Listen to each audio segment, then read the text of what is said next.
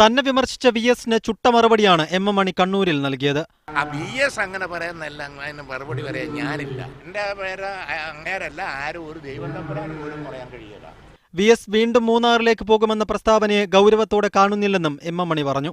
S. Rajendran MLA ഭൂമാഫിയുടെ ആളാണെന്ന VS-ന്റെ അഭിപ്രായം തള്ളുകയോ കൊള്ളുകയോ ചെയ്യേണ്ട കാര്യമില്ലെന്ന് റവന്യൂ മന്ത്രി E. ചന്ദ്രശേഖരൻ ഡൽഹിയിൽ പറഞ്ഞു.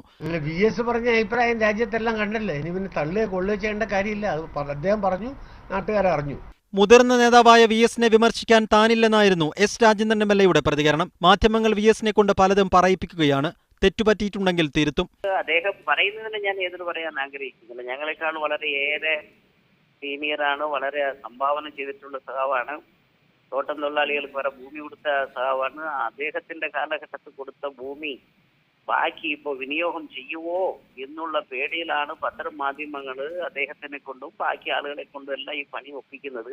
അതേസമയം VS-ന്റെ വിമർശനങ്ങളെ മുഖവിലക്കെടുക്കുമെന്ന് ധനമന്ത്രി തോമസ് ഐസക് പറഞ്ഞു. വിവിധ ബ്യൂറോകൾക്കൊപ്പം ന്യൂസ് ഡെസ്ക് മീഡിയ 1.